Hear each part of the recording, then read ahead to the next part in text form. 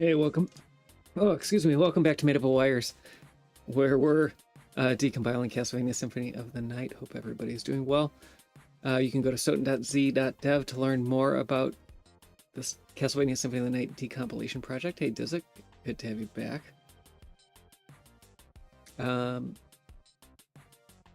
We're working on the clock tower, and that's what we're going to keep working on today. I'm not going to keep going on the harpy registers. We'll move on to something new. I did recently split up that file or that overlay. So we have all the splits between the PSP version of the game and the US version of the game. And so we'll go take a look at that. And we're building clean on US. Let me just make sure that we're building clean on PSP as well.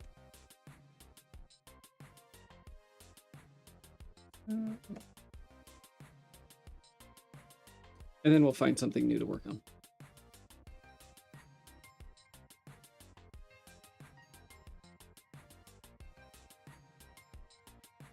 Each of the stages in Castlevania Symphony of the Night is an overlay. When you load a stage, it loads a new file on disk, and what we're doing is taking each of those files and splitting them up into different C files, and then rebuilding them, and hopefully they build back to a file that is exactly the same as what was on the disk originally. And then Ship of Theseus style, we replace functions that were disassembled from the original game and are not original, but just transformations of the original code that's on the game into C, which is original.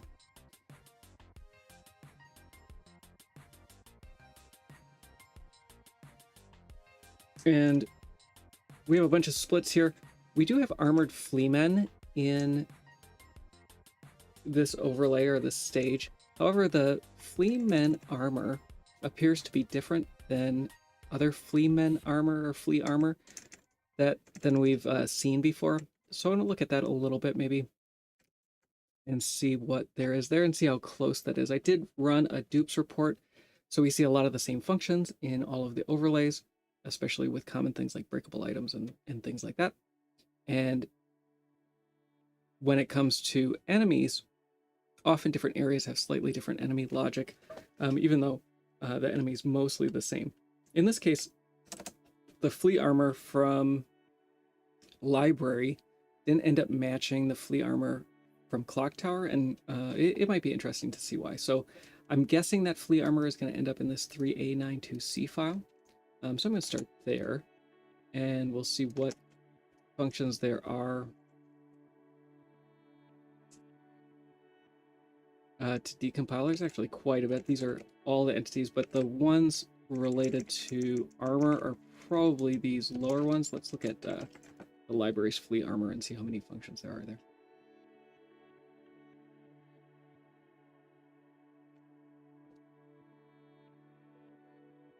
I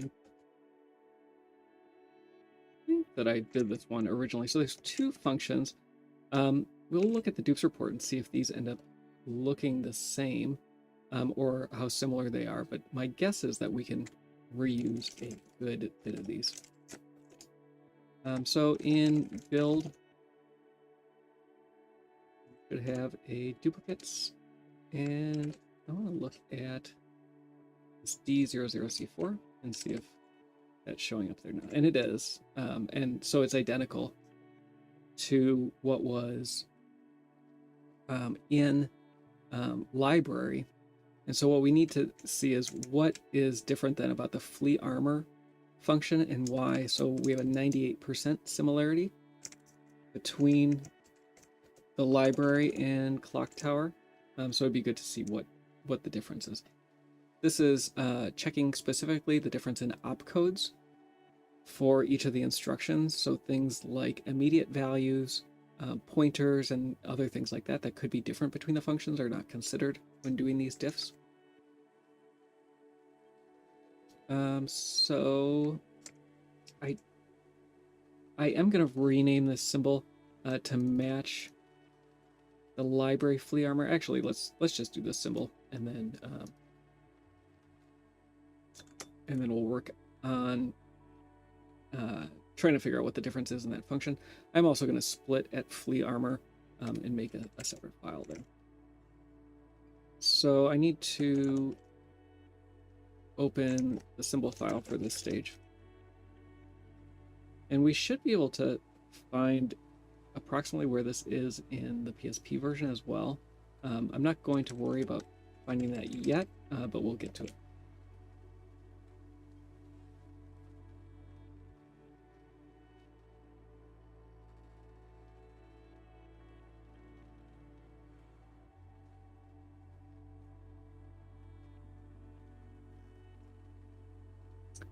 Before I replace this, I'm going to use this. Let me find where the split should be. So our split is at 3A. Stages start at 8018. 0000. Hey, Daniel Collin. Functions are duplicated across overlays, yes. So basically anything related to any of the enemies, any of the breakable items, any of the stage-specific behavior, even things that aren't stage-specific but are referenced in the stage, like red doors, those are in each stage overlay. And so when in this splat configuration, when you see a named segment that is functions and data that we've seen in other stages that have been duplicated, and then we've pulled out, and they're common enough. We're pretty sure that things were copy pasted between the stages as opposed to shared C files based on some of the behavior and dynamic, or I shouldn't say dynamic, conditional compilation that we need to do. So let's break this up. So 8018, so I need to start this at 3 F5BC will be where this starts. We'll call this flea armor. And like I said, this should be the same as the library version.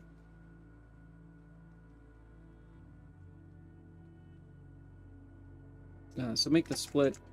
Each of these include ASMs needs an include for common. We'll move these over. There is a jump table here, so I'm gonna have to go to 3A92C and figure out where the RO data splits. And we're gonna replace this with the armor.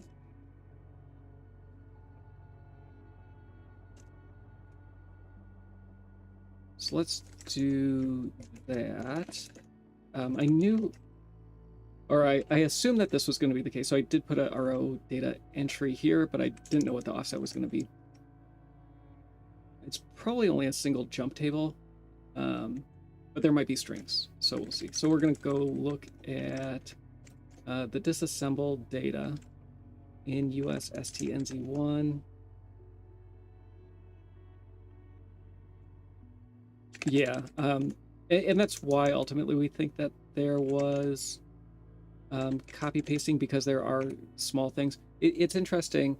Some of the stages have the same changes, and so I'm sure at some point somebody could go through and try to figure out what those stages are, like where different versions of the function diverged, and then you could probably even start telling like which stages were created in what order, or minimally like did a developer work on a cluster of stages. There's some interesting problems there. So I'm going to look for this first jump table and see what function this is in.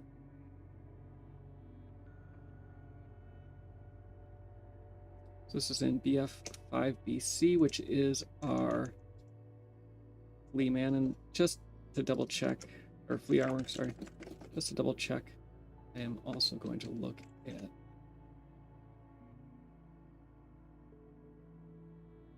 this and make sure that it's not 104. So that's fine. So 2, 5, CB4 is our offset for flea armor.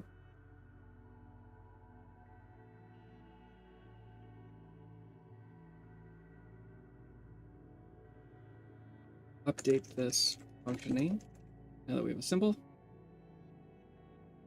And I may have to clean and rebuild because I think there might be some assets. The changes that I had for making sure that some of the PSP assets don't conflict haven't made it in yet. Oh, looks like it's going to build clean. Okay, good. All right, so we have our flea armor, and then we have this, we still have this other C file, 3892C, which has a bunch of things. And so we're working on the Harpy. The Harpy's in there. I don't think the Harpy had any helper functions that it relied on. I could be wrong. We can double check real fast. So this is a separate entity here. So it's possible that we could make this eHarpy, and then this is going to be a separate entity down here. Hey, Roaming. Good to have you back. All right, so I wanted to work on entity flea armor.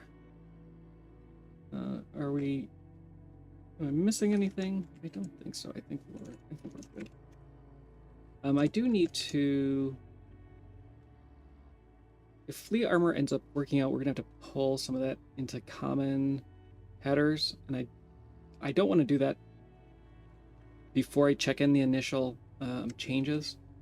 So let me add this flea armor, my current working set, or my staged set, and then we'll pull this entity flea armor assembly. This should give us some possibly additional symbols as well.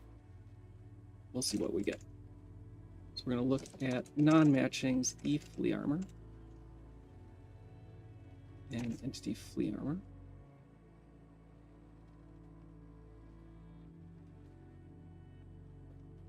Come on, button. And I am a human. I should do this before the stream, so you don't know if I'm a human or not.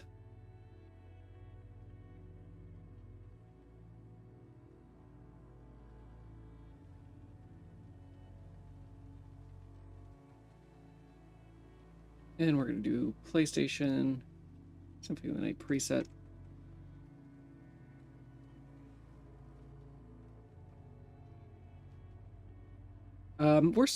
We're less than halfway done. And so if you go to the GitHub page, that's probably the most accurate representation. You'll see all of the overlays, even the ones we haven't started yet. Most of the reverse stuff has not been started. And so there's definitely still work to be done.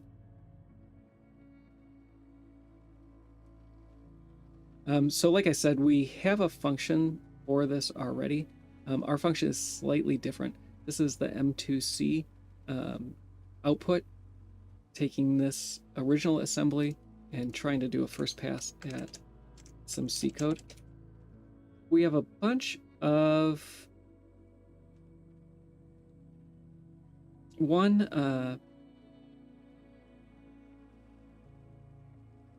function declaration and a bunch of data declarations. We're going to take those and we're going to have to update what the names of all those auto-generated globals are.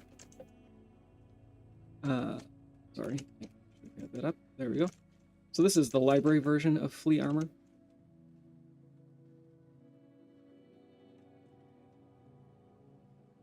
We're going to take that and replace what we have here. I am going to throw these into the context, and that will allow... actually, no. We don't need that yet.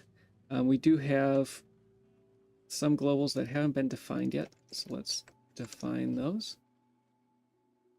This will actually help us identify these symbols as well. And I should know what most of these are. We'll have to deal with this when we get to the PSP version. The way PSP does entity IDs versus how the PlayStation does entity IDs is different. I thought I might have figured it out one day, but it turns out that I did not. So I don't know. I don't know what the mechanism is yet, and I don't know if anybody has figured that out. The reverse code is the reverse castle.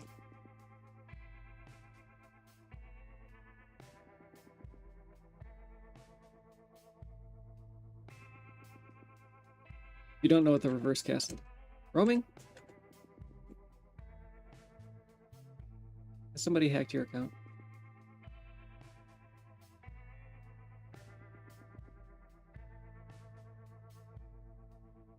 All right.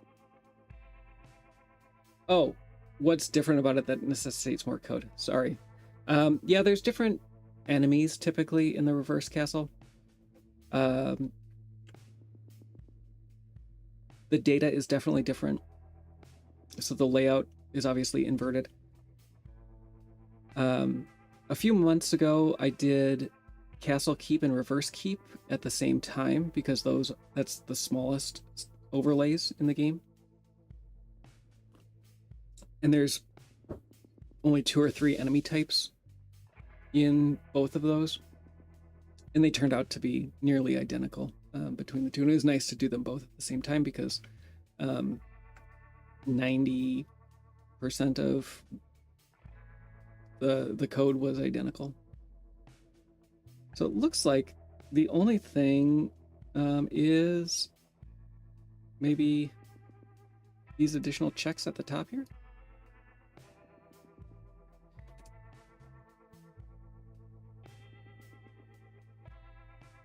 So we have macros for the stages. Oops. Do that. And that looks like it. So we do need to go through and either update the name of some of these global symbols. It looks like there is some entity ID changes. So it would be helpful to unify the entity IDs. I think I'll do that though, kind of on the back end. And then some of these globals, once we have data imported into one, that could be done there as well. So this ended up being very simple, just this flag check at the top. I don't know what that would be related to. The data may be there. We don't know that yet. I'm going to wrap it for now.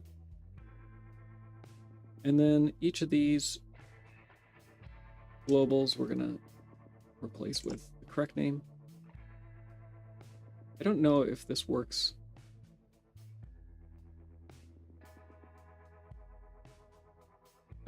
On the PSP. Yes, the IDs are offset by 1, but if we can give them a name, right now they're just named based on their value. We can give them a name. Then each stage can have their appropriate name with the correct value in the entity ID enum. Oh yeah, that's what I was going to say. The values appear to be constant. The ID values appear to be constant in the PlayStation version of the game, but they're global references in the PSP version of the game. And so we put macros in place. We have an EID macro that will expand to the correct thing, depending on the version of the game that's being compiled. It's kind of gross though. And so I did some tests to see if I could generate that same behavior another way. What I was hoping for was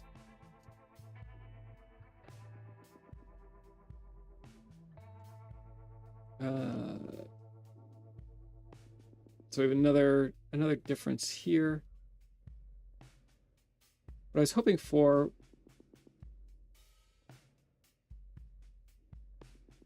was something like declaring the global value to be const, and then having GCC just bake that in.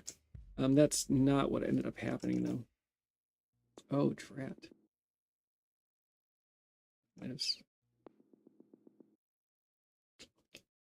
Okay, so we have a small problem in that one of the globals. Oh no, that's not that big of a deal. Okay, we're fine. I think this is fine.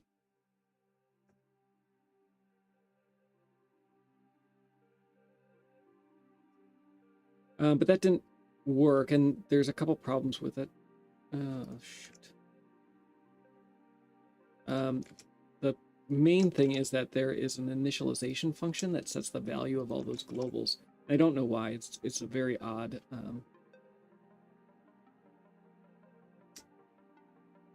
Yeah, I would.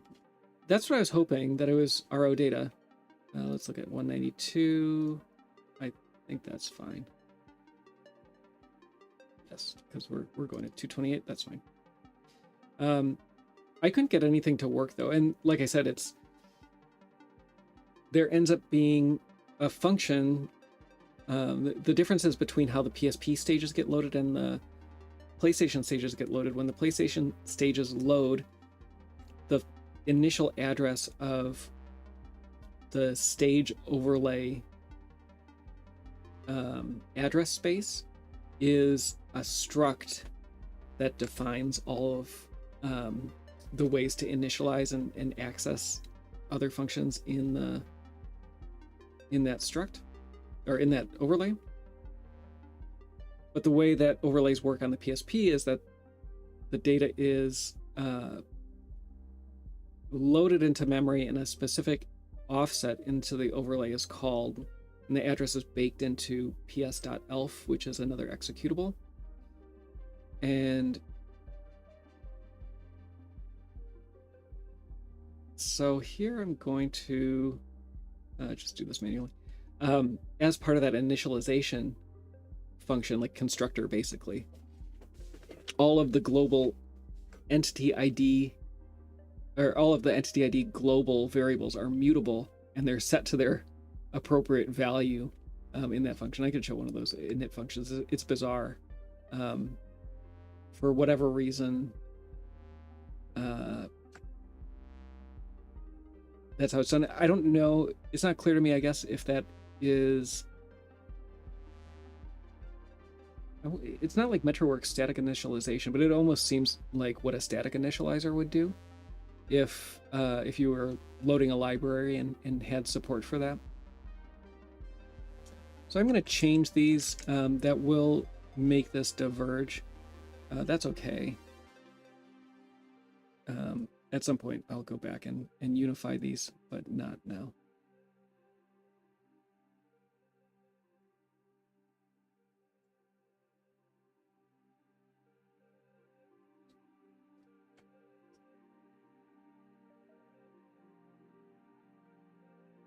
Let's do this. Let's make a new one.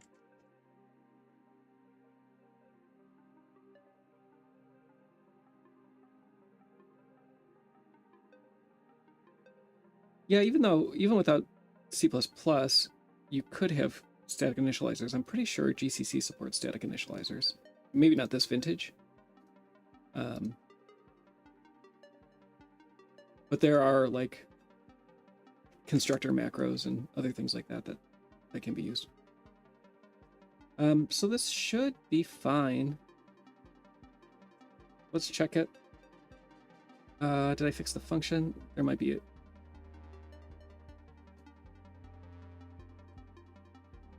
No, there isn't a reference to this other function. It's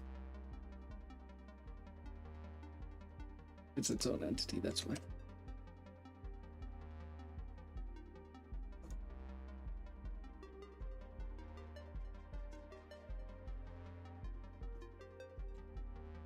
There are a few things that I need to do first. I need to add a symbol for the fleet armor initialization data.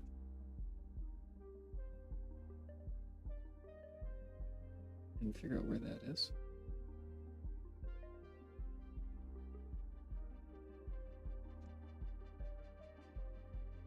I think that's it. Everything else should have a symbol.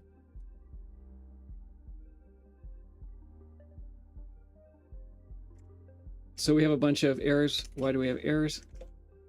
Because we're not including anything stage related yet.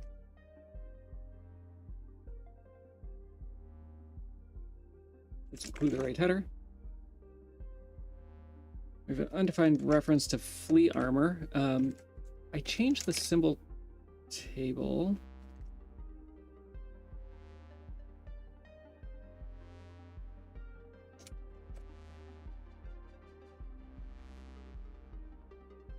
So what is not getting rebuilt? I'm going to touch ASM US STNZ1 data. Get that rebuilt. So our flea armor symbol is not showing up.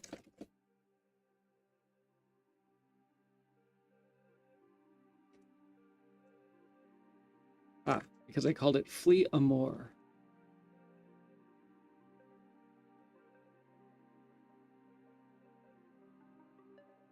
Let's try again. There we go. And so then this other one was identical. There might be a few other symbols. It doesn't look like it. I would have to get the correct globals and update those global addresses, but that's not terribly interesting. So the way that I would go about integrating this then is start pulling out the same code. So let's find where this is, though. Since I was working on the PSP version at the same time, we can at least get the symbols for that, and should be able to see if this code works there too. I'm not sure if it does, but we can see, and we can add those symbols then as well. So let's load PSP EU.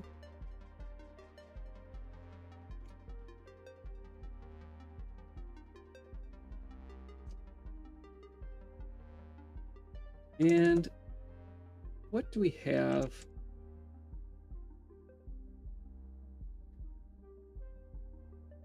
What is unique? I'm going to go back over here.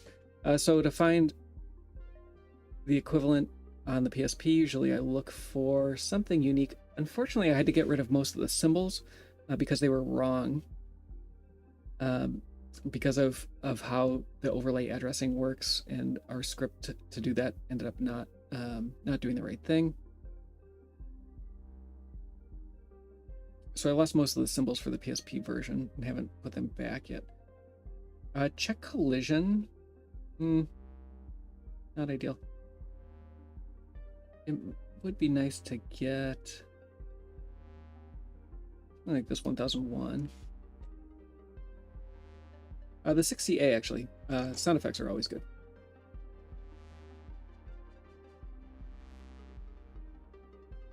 Fortunately, everything has pretty unique sound effects.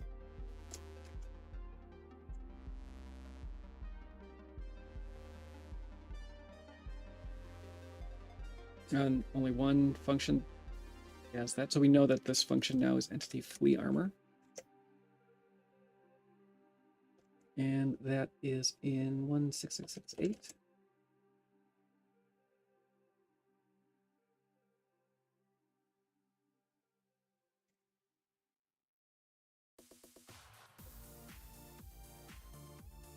E88.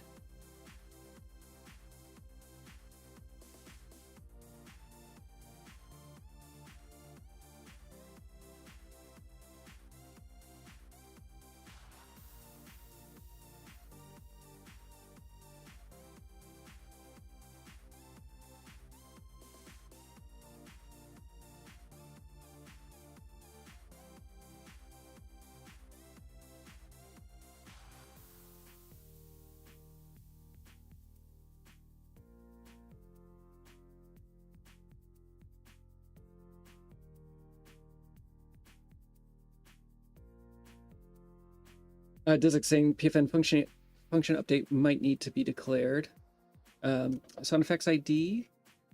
Yes. So the sound effects IDs are effectively offsets into a sound effect array, which gets loaded, and we have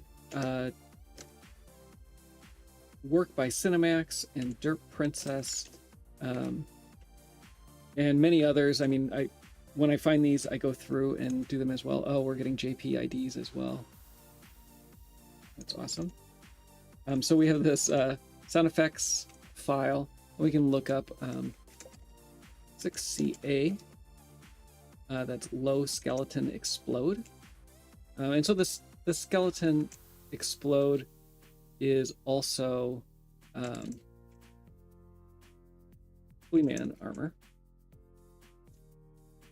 And so it's a pretty large file, but we have IDs for a significant number of the sound effects. And so when we see those IDs, usually there's only a handful of sound effects that are used in each function. And usually for a stage, those sound effect IDs are unique. And so if that, and they're the same between the PSP version and the PlayStation version for the most part. That's not exactly true, but for our purposes now, they're the same. And so when we see those IDs, they're the first arg to one of the play sound effects functions. We can take that and usually find the equivalent on a different platform. So let's grab the PSP version of that. I'm not sure if this is going to be the same or not, but we'll see.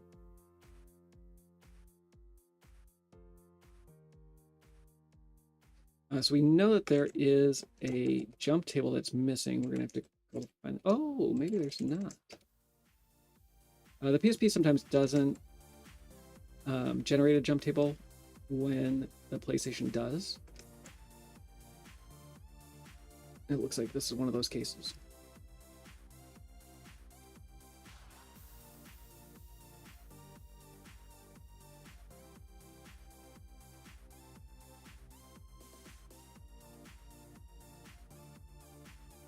And we'll start with that. It does look basically identical, so we're going to have, we'll pull out some of these symbols now that we have those and know them to be correct. We have a bunch of globals that, if we decompile that data, we won't have to worry about the name of the global.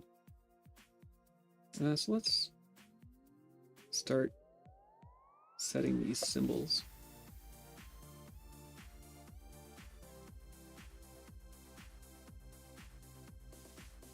And the ultimate goal is that the same function would compile,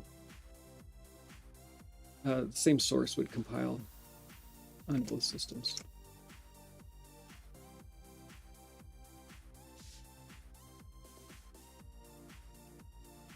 Random is, so Daniel Collin asked earlier, like what type of things is reproduced in each overlay, even something like a random function, which I don't think differs at all between stages. We could look at that implementation. And there's other versions of random that are used throughout the game, but this version is a stage-specific implementation. Some of it, I think, comes down to how the game is made and how the overlays are loaded. When you go through a red door, you reload all the code in that overlay. And so if you can get as much as possible into the overlay, swapping that code out, you write your new file, leave the room, come back into the room, that's a pretty easy dev cycle. Do they need the NZ1 prefix? When they're the same implementation, no. When the implementation differs, then yes. The reason we give them prefixes, there are some functions that basically don't change, and they are identical. the reason we give them prefixes is we have a portable build which compiles not everything yet, but everything where all the data is decompiled as well. It compiles it using modern compilers, modern GCC, modern Clang. I just realized that as I'm going through these, I also, that's not the right one. I have to go through and update the function references as well. So don't let me forget to do that. Yeah, so we compile the game with Clang, GCC, Microsoft Visual C. And the goal is to have a portable version of the game at some point. Or at least have it on modern compilers. The modern compilers have some advantages as well. They catch bugs that the older compilers don't.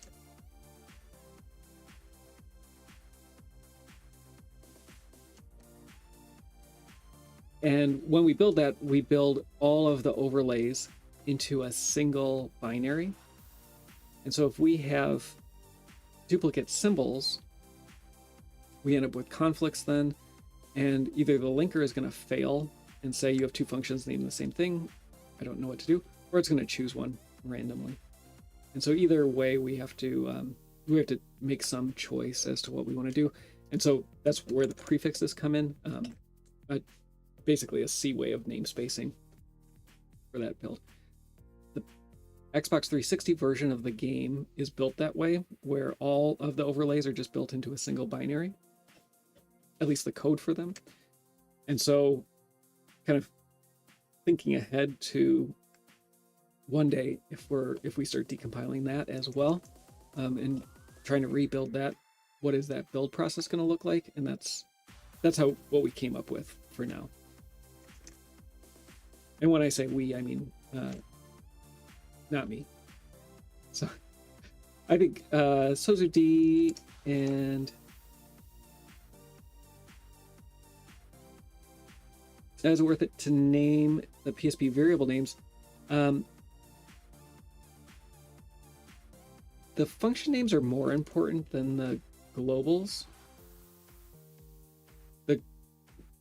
Once the global data is imported,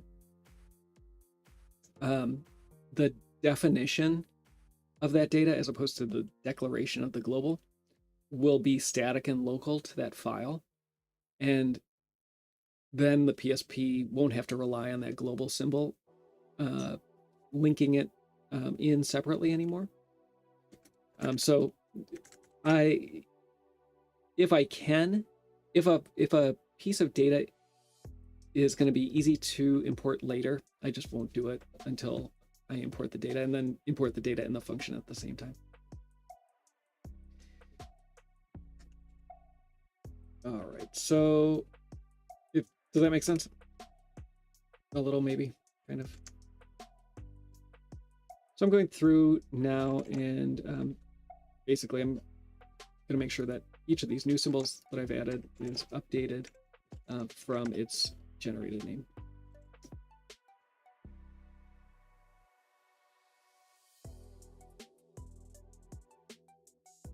Basically, whatever requires the least amount of work, or need not to duplicate work. Do anything else in here?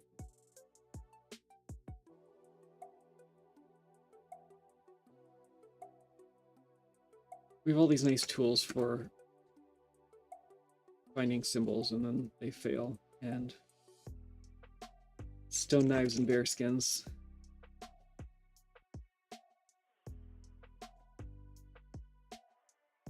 Updating symbol names like a heathen.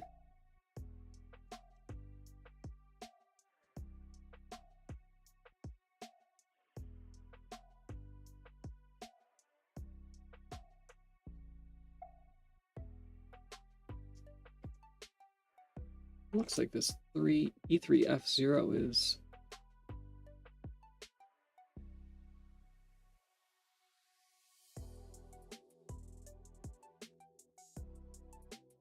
should be a known segment.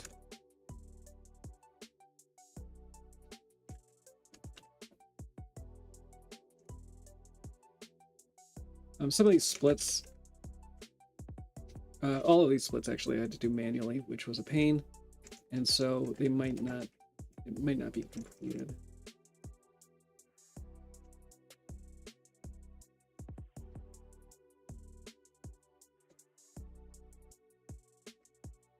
Oh, is create entity from entity not in create entity? Looks like a misalignment.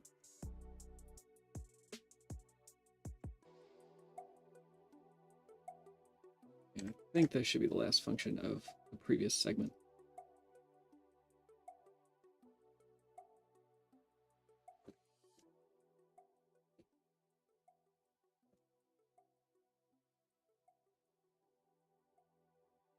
Almost done.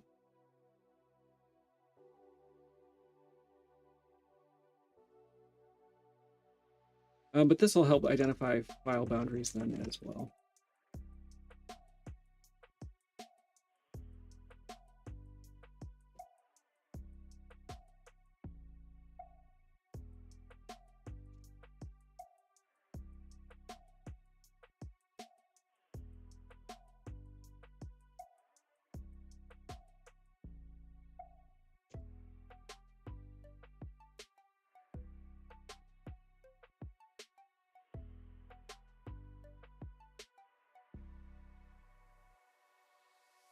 Thank you for putting up with that.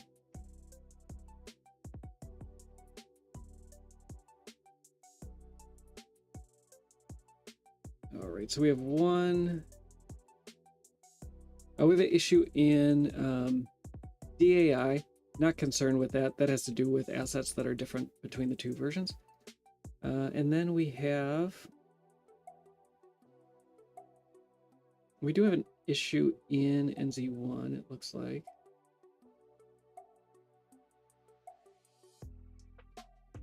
Maybe not. Let's see if we can get it to build. Try one more time. No, eCollect failed. The output for MetroWorks isn't nice, so we have to run a Windows version of MetroWorks through a wine-like translation layer. We use a tool called Weibo, which is a minimal set of what's necessary basically to get Windows command line applications to run in Linux in a wine type way, without having to require an entire wine environment. You can just pass it to Weibo and it runs it. Some of the output though is often confused. So let's see what this is part of DA. I'm gonna clean and then run again. Try to get a more definitive error and see if it's in this section.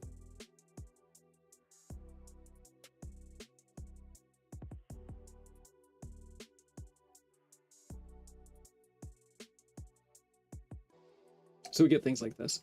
And I've been meaning to, I did submit a PR for, so we use a tool called MWCC Gap, which makes MetroWorks work a little bit more like GCC for the include ASM portions of it. And it's a pretty amazing tool. It puts in placeholders basically for all the include ASM sections, then goes and compiles those each individually, and then replaces them in the ELF file. Kind of crazy how it works.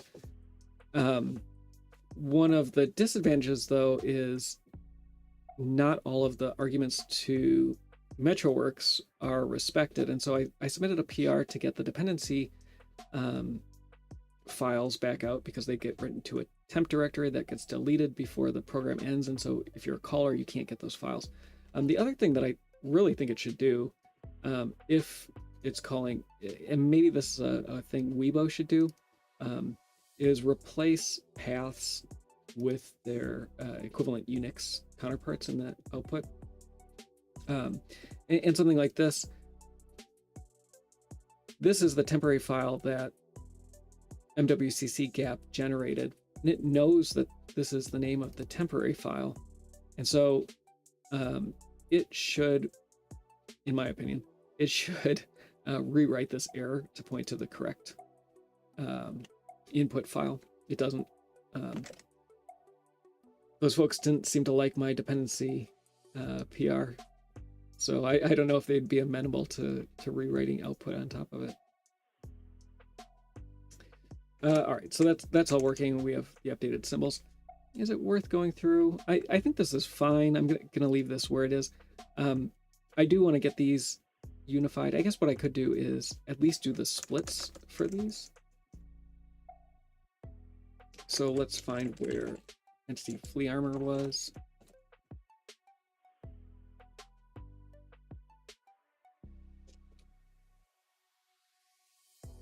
And we could break these up and give them the proper names. So entity flea armor is going to be here. So we'll create a new e flea armor. I'm going to have to find... No, we don't have RO data for this one. So that should be fine. I think. So the order of the segments or the sections is different in the PSP. On the PlayStation, we have data, RO data, code, and then uninitialized data.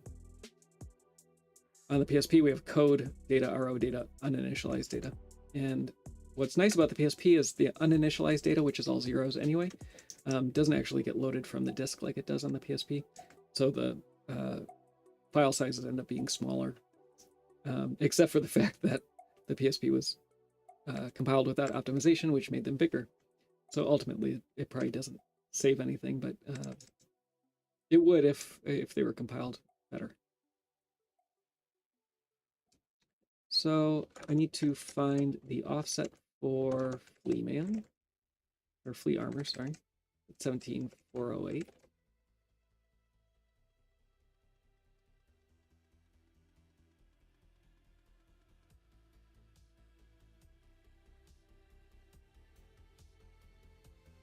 And the other thing we'll see is that these files get linked in a different order than the PlayStation version. So that's one way that we can tell where file boundaries are. Because if these functions were in the same file as the Fleaman functions, then they would appear in the same order in the final output.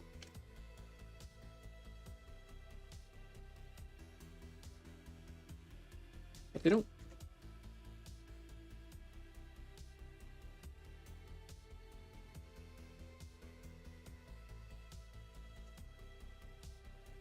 All right, so I think that should be enough. Let's try it. Uh-oh. Did I do a more again? No, it's not a more. Not intentional. It's not. Version.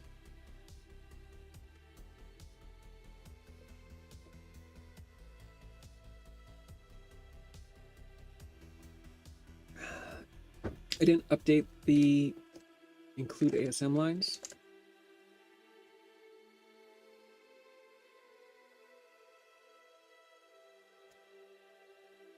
Oh, don't mean to keep cleaning.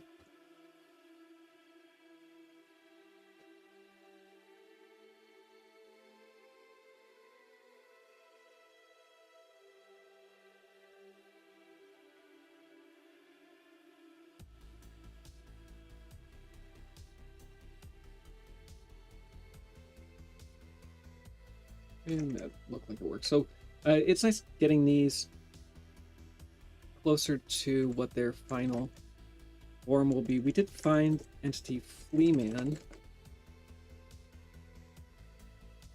in all this, and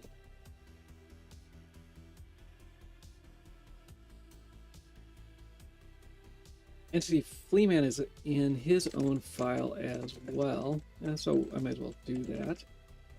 I believe that's the case. No, he's not. So we know these other symbols as well. So let's do those as well.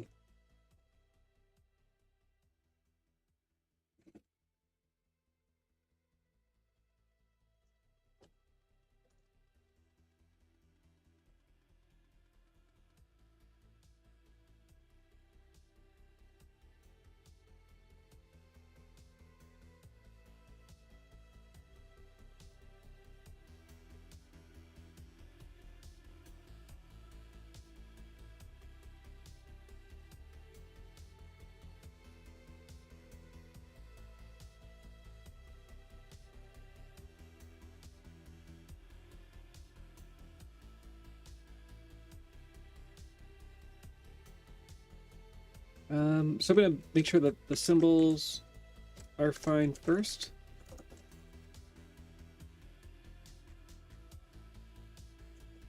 And then I'll rename this file.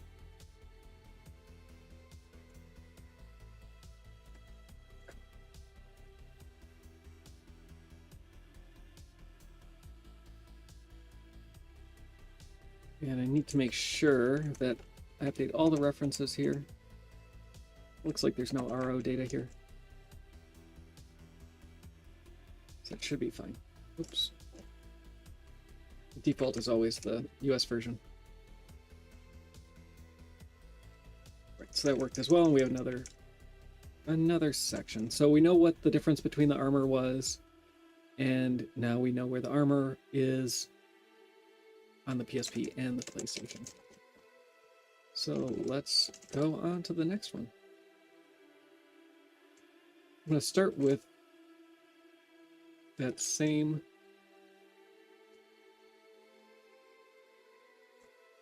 file. So we have 3 files that are unique, or at least have parts that did not match any other entire segment of one of the other overlays. Ooh, thank you, Dizik. That was going to bite me at some point. The include ASM always needs to point to the right place.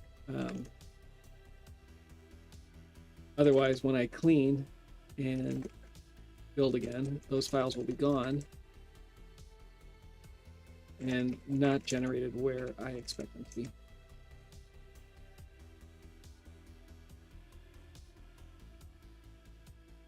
And I do that frequently. Fortunately, it's a pretty easy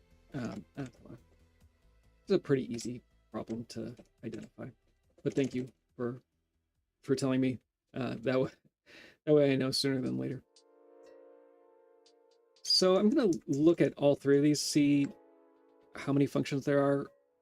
If there's a small one, it'd be nice to kind of get the small one as completed as possible. If there's a bigger one, that might be good to see if there's obvious ways to split it up. I know where eHarpy is, which I think is the 3A92C. There's no other functions that the Harpy uses outside of its own entity, so it probably could be split into its own file. There are benefits to having its own file. Mostly if the order changes between the PSP and the PlayStation version, we want to get the make sure that we can do that easily. Let's start at the beginning and see. I also prefer smaller files when possible. This list has quite a few. It has 36 or so functions in it, and we can see what type they are. If these show up in as references in data, which they do, they likely are entities. So 36 is pretty big. This one only has 2. That might be worth looking at. So what do we have in the clock tower? We have the gears that are unique. So the gear puzzle. We have the secret door. There are the large gears that are spinning. Those are unique, I believe, to the clock tower. And then what else is we do have a hidden door. Here we have another like 24 or so, 24. So I think I'm gonna look at this 2E. And the other thing we can do, and I did get my controller fixed, we can set breakpoints for both of these and see where we can trigger them. If it's related to the, we can look at the dupes report too and see if these show up there. If it's related to the gear puzzle, I will have to look it up. I don't remember what the what the correct number is. Oh, actually, you don't have to know because you can hear it. Yeah. Okay. So let's look at the dupes report and see if these show up. They do. Oh, so this is E-Red Door.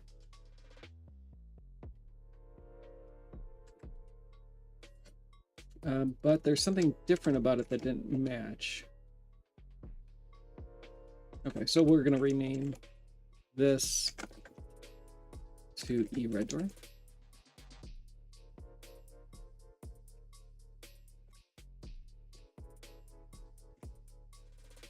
And then update the references there.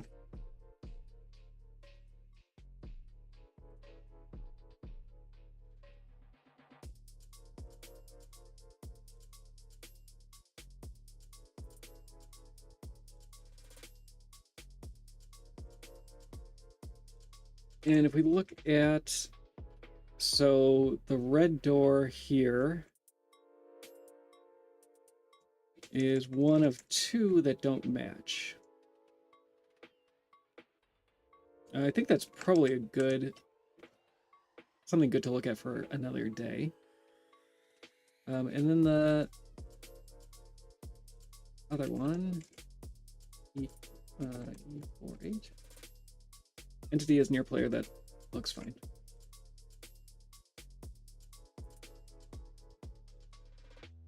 I'm trying to think what is special about the red door. Anybody in chat might know. Nothing's coming to mind. I don't spend a lot of time or care to spend a lot of time in the clock tower.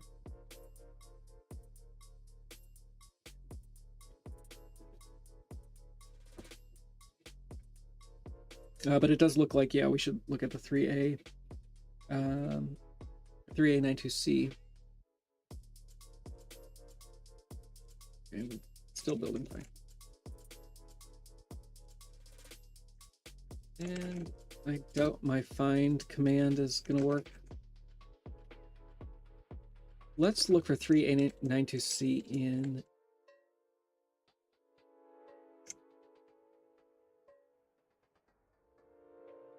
the duplicates report. So we have Plate Lord, Spectral Sword. We have both of those. Maybe not Plate Lord. We do have Spectral Sword in the clock tower. So there's probably a variation in that. Is that called Plate Lord? What is the guy at the top called? We could try to find that. So I'm gonna name those.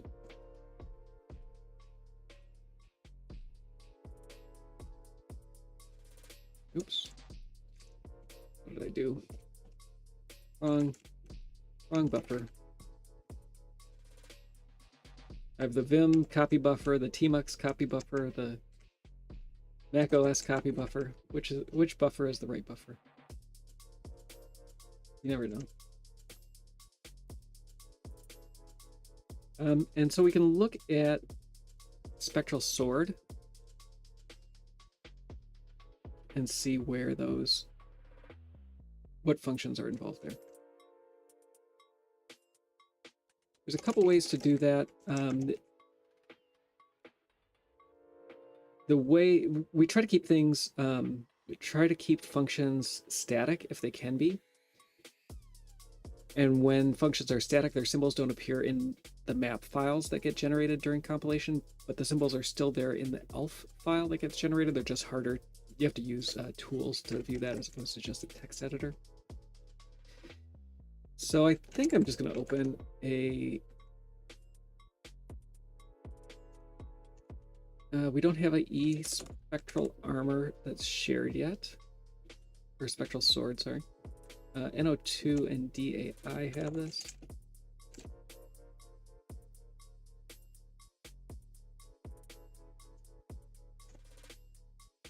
So step towards is the first function here.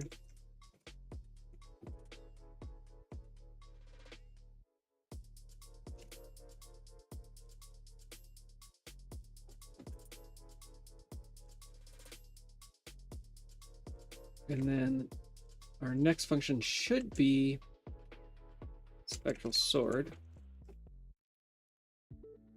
And so we have a bunch of these. Oh, NO2 didn't get this symbol. And our spectral sword does not meet that 90% threshold of matching. But it is likely that this next function is spectral sword. Let's look at this one and see if it matches. Oh, it doesn't.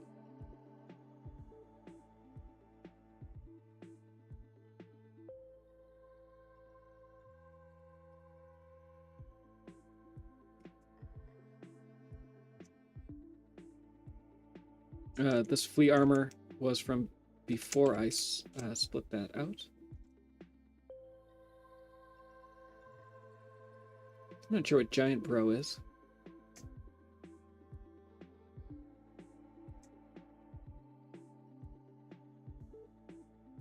Sword Lord, yeah, that's who I thought was up in the clock tower. So we have Sword Lord at CC 90.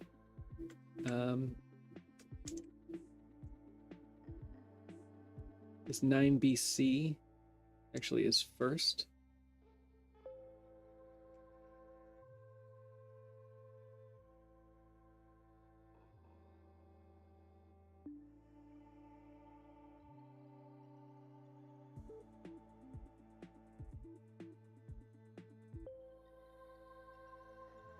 And that goes through at least D70. CC 90 is Entity Sword Lord.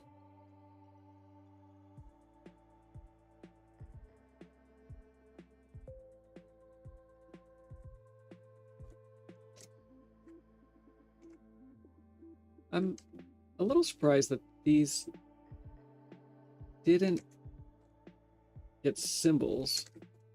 So we do run a fuzzy matcher,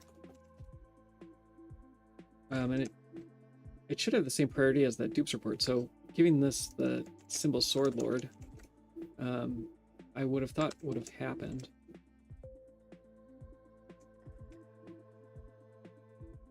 I'm not sure why it didn't.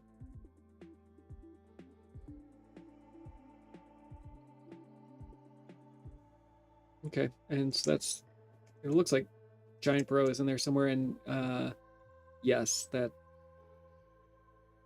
I think Giant Bro is the guy who has the ball and chain. He's up there in the transitional area, not near the gears, but the other place. So we need to find the gears. That's what I'm interested in mostly. Let's look at these first. I'm going to put these first 5 or 4 symbols into Duck Station, and then we'll see if we can trigger those. And Duck Station decided that it was. Oh, I have Duck Station set up a little differently than my other captures. Move this here. Oop, can't move it too far. Where I have it in my physical screen is where it shows up in OBS. The other things are just window captures, and so I can move them around all I want. but this one's a little different. So we're gonna use the CPU debugger.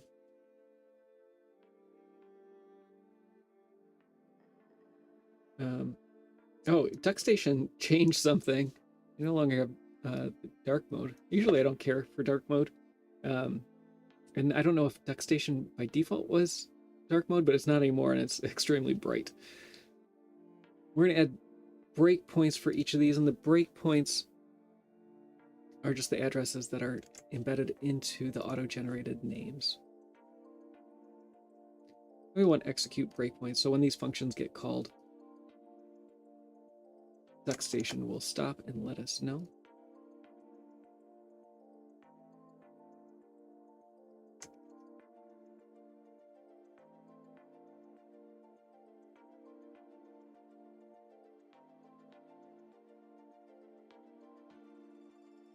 And it is possible that these have something to do with Heartbeat, because Heartbeat does create a bunch of entities by ID. It doesn't call their functions directly. It's a level of abstraction that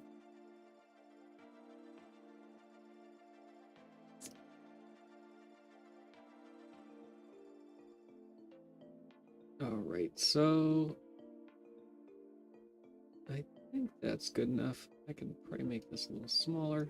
Oh, this is not going to let me.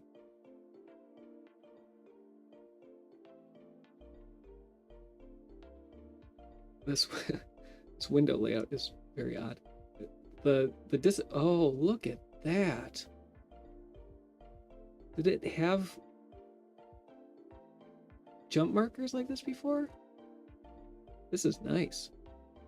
One thing that I have thought about looking into adding for DuckStation is letting it import our symbol files, because obviously it knows what addresses are being referenced. And so if it can give some of these addresses names, like put function labels in and other things like that, I think that'd be pretty cool.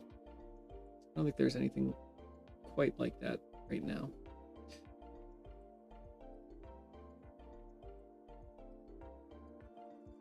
All right, so I'm going to find my load state. Oh, don't I have one?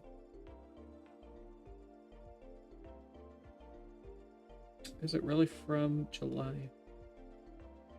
July is my latest save state, so nope, that was not it.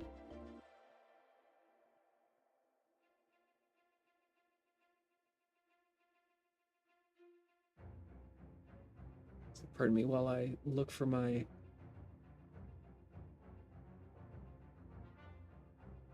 save state.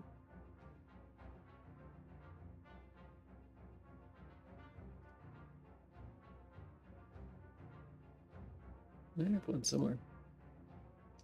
I could just leave Castle Keep. Maybe that's what I did. Yeah, okay, that's what I did. I left Castle Keep and went back over. All right, so let's get that done. Oh, and we hit a breakpoint, but this breakpoint doesn't make sense because the addresses are for a specific overlay. We're hitting the addresses in the wrong overlay. So that's going to happen. It's the same address space for different versions of the game, or different overlays. So I'm just going to disable them and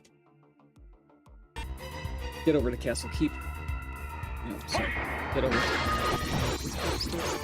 stuck. Up is still stuck. I have my controller set on. I do have digital controller.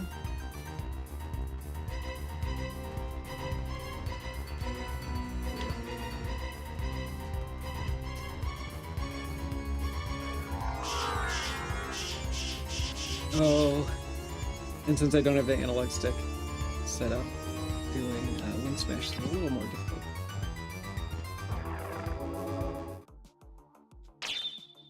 All right, so I think this is going into Clock Tower. I'm going to go back over, pause, re-enable all my breakpoints.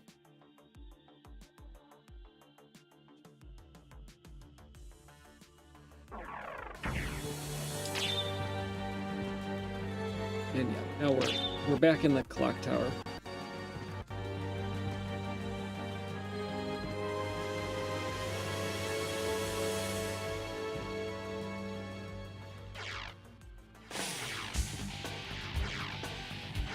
Forgot about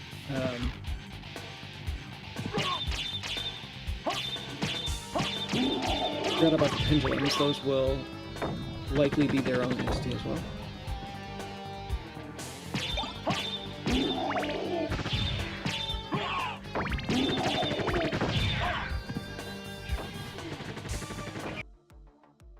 All right, so we're in one of the gear rooms, and we're hitting BB9E8 right away.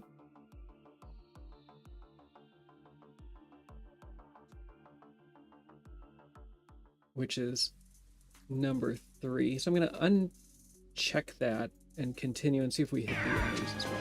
We don't hit the others.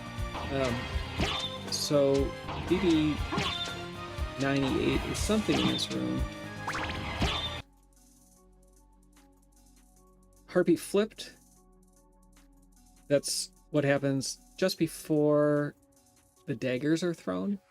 So we're hitting BB628 when that happens. So BB628 may be related to the Harpy dagger.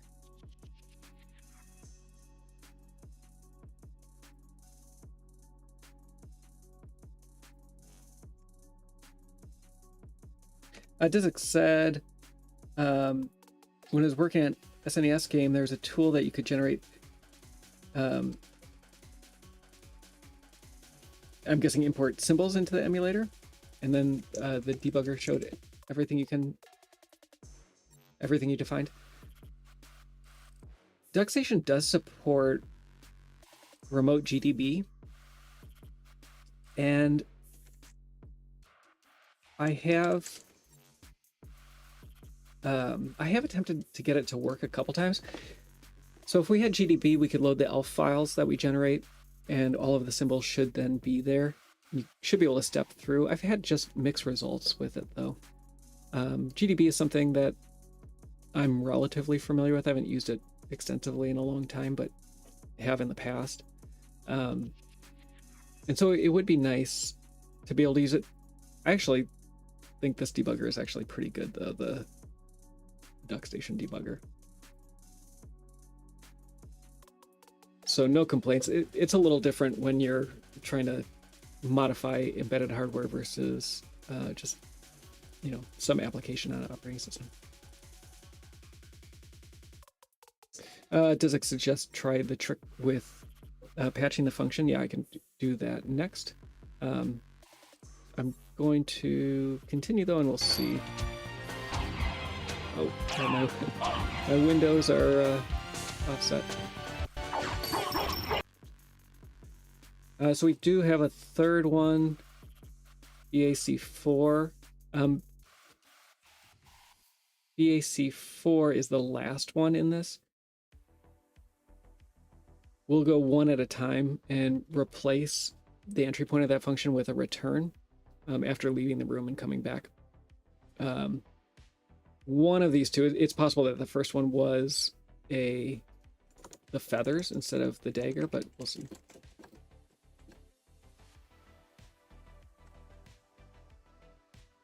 Again, it seems like it's related to that Harpy attack. There's a bunch of things that happen during the Harpy attack. I think there's like waves that come out as well.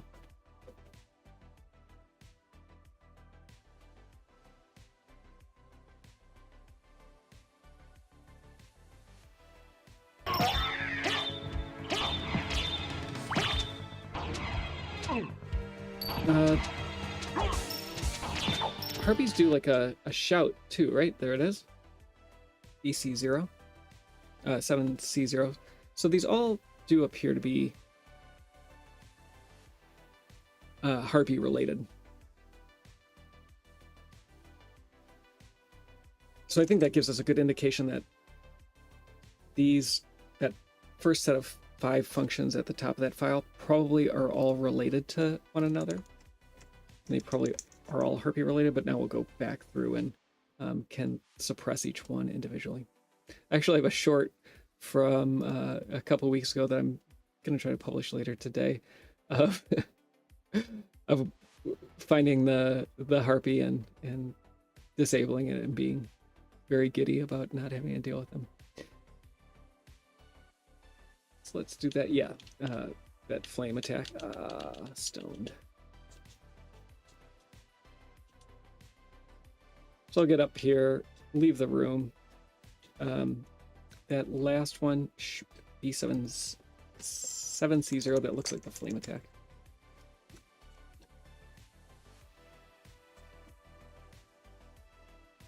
All right, so let's do B628 first. That should get rid of the daggers, and the getting rid of the daggers will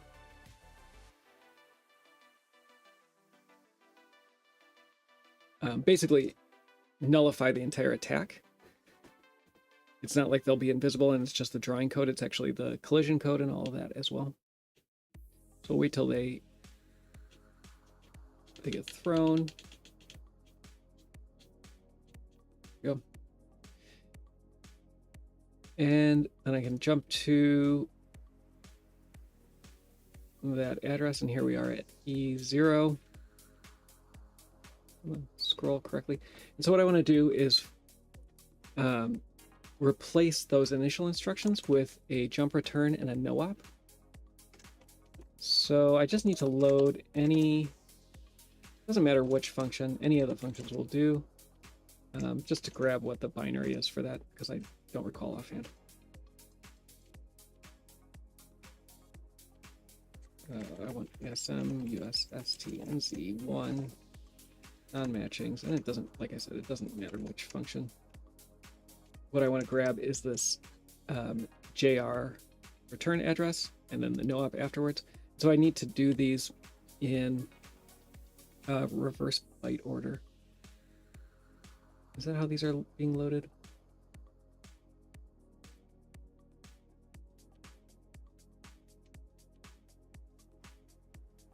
Yes, so I think I start 03 EO. So here we are. We'll see how badly I screw up. Actually, I need to go.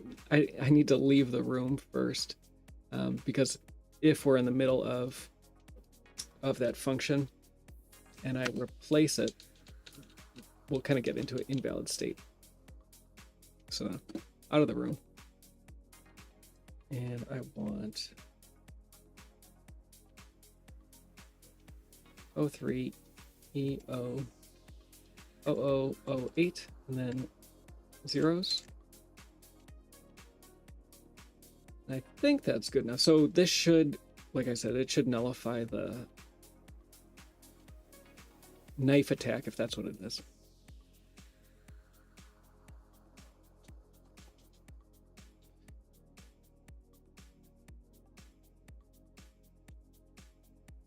So we've locked up the game, and that's okay. If we pause, we can see where we are. It looks like my instruction was wrong, so let me fix that. And I went in the wrong order. 0800 EO 03. Let's try that. Oh, we're screwed. So let me see if I can back up.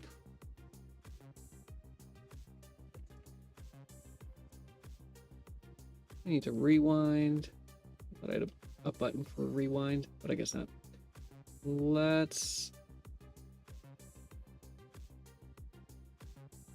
Should have checked the output up here first, but that's okay. So what we did, instead of jumping to the correct place, we jumped to what was in the value of register T2, which is just some random address at the beginning of memory. No problem.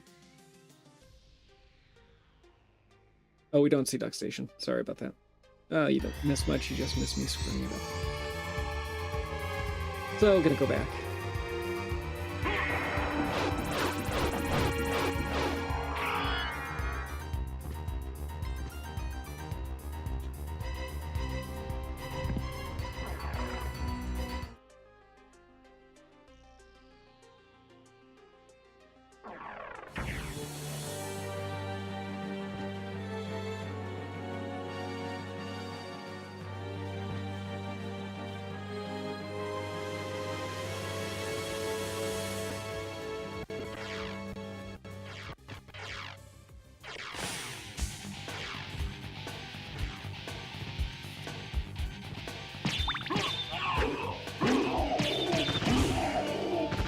So the byte order that we get in the disassembler is, I think,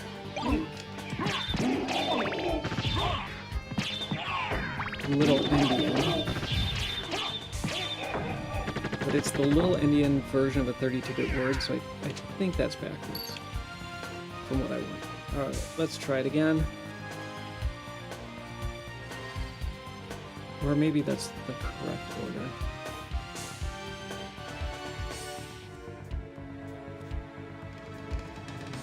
Yes, that is the correct order. So let me do it one more time. 0800 E003. And let's see if we can jump here.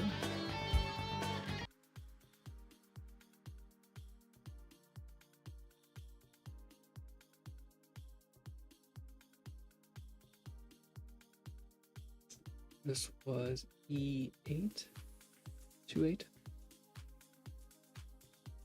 801 BB 628 801.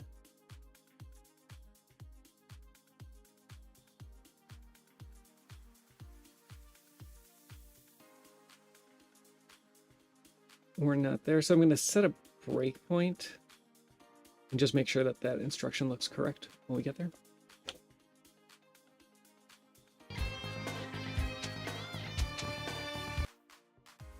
There we go, and we're correct now.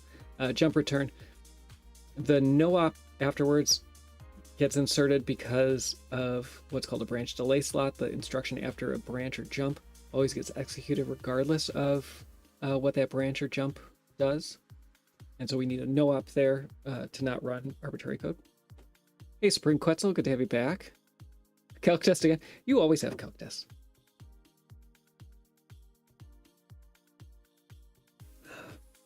$3 hours for a calc test. Oh no, yeah, subs suck. Let's undo this breakpoint. So Harpy's still holding his dagger, but he has no dagger to throw. He can still do his wave attack,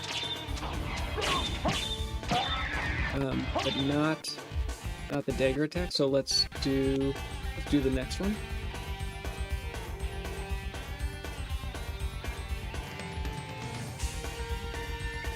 EB7C0 is what I think is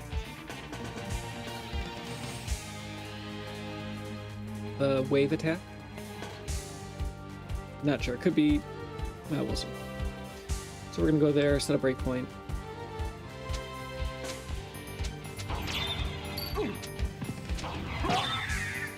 Killed too fast.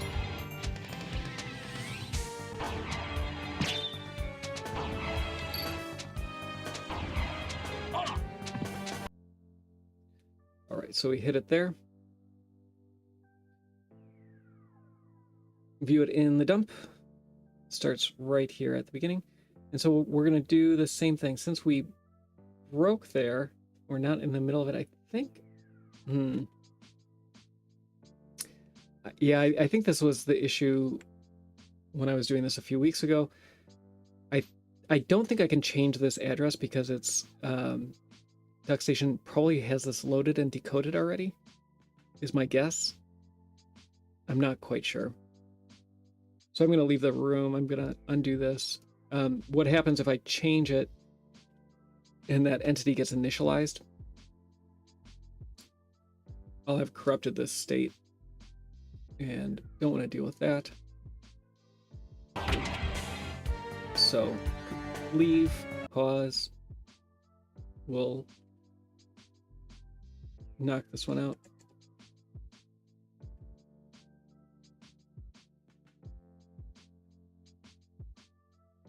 And then we can go back in. So now we shouldn't have a wave attack, hypothetically. We still have the kick attack. There's not going to be anything we can do about that. Yep, it looks like no wave attack. So all they can do is kick me now. That's ideal. What we don't have, though, is... so that was the wave attack. Or flame attack, whatever you want to say. The B9E8 may be a support function for that. We haven't seen that yet. Let's enable that breakpoint and see if it still is going to trigger.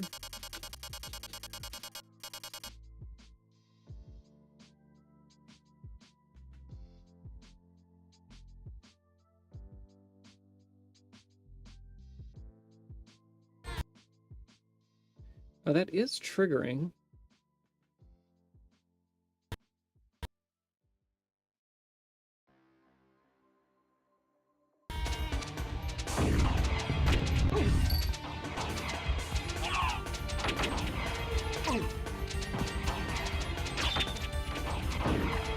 Not sure what...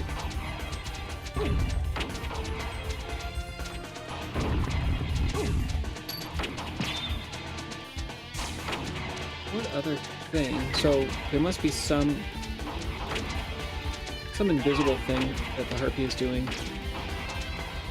Or it's just a support function. Could be a lot of different things. But it does look like whatever that is. We don't know what it is yet, but it is still happening. And then we have the BAC4. I thought that there were feathers. So this is part of the death animation. Probably the explosion. Let's... Yeah, okay, there's the feathers.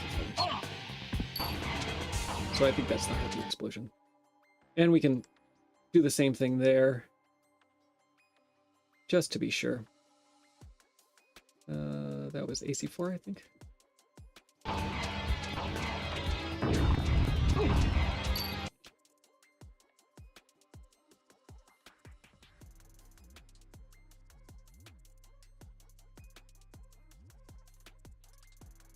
Happy flames. They're always just smiles of fun.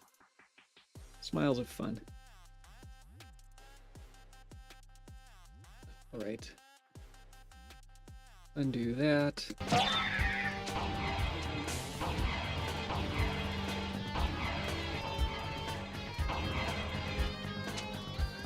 Really neutering these harpies makes this a lot easier.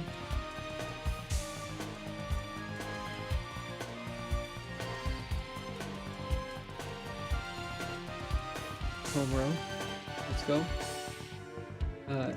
EO3, low.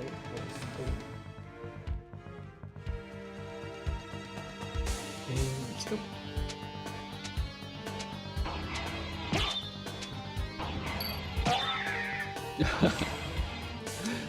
So the explosion function is a separate function that's common to a lot of different things, and so we don't need to do with that, but it did look like it was the feather burst at the end.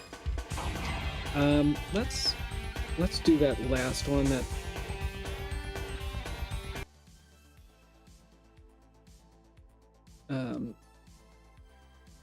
that is getting executed, and we'll patch that one out. You can see how short this function is. So here's the other thing that we just patched out, the red down here, and the entire function is just this. We can look at it a couple different ways. We can see if if this is an entity. And I do that by looking at the entity lookup table, which should appear in data. And it is in data, so it does look like it is an entity.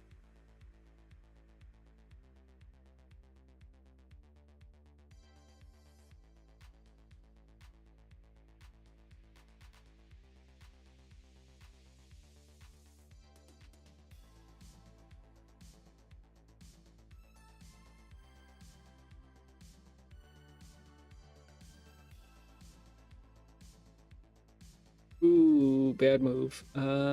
Let's see if I can get out of here quick enough. Maybe I can undo that. Oh, the listing is updated. We'll see if that worked. I hope it worked.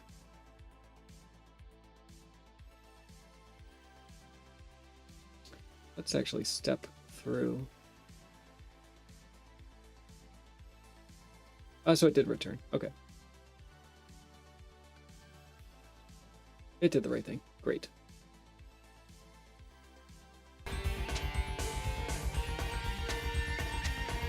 Well, let's see what the harpies do. Oh, is it their kick?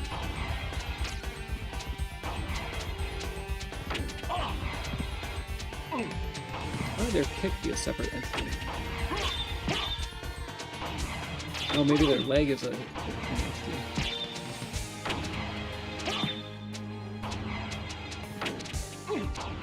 So the sprite can be simpler? I don't know, it's not clear if the kick is working or not.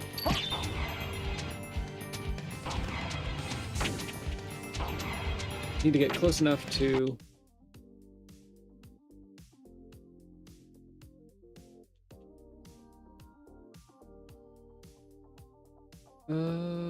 what?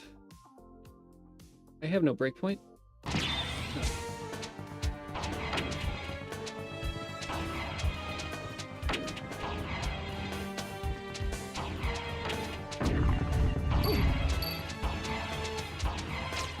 Yeah, it looks like it might be the kick. Odd. Entity harpy leg. Drumstick, harpy drumstick. That looks like what it is as far as I could tell. So I think we have the harpy mapped out. And I'm gonna note that. I think that's where I'm gonna end it today.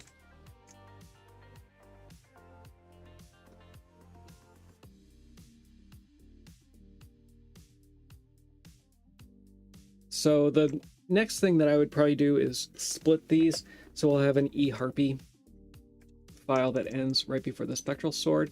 I do need to figure out where, which of these functions are spectral sword related. It does seem like there's something there, and just breaking this file down into smaller and smaller pieces until we know what those are. And so we can find the equivalent functions over in the PSP version as well.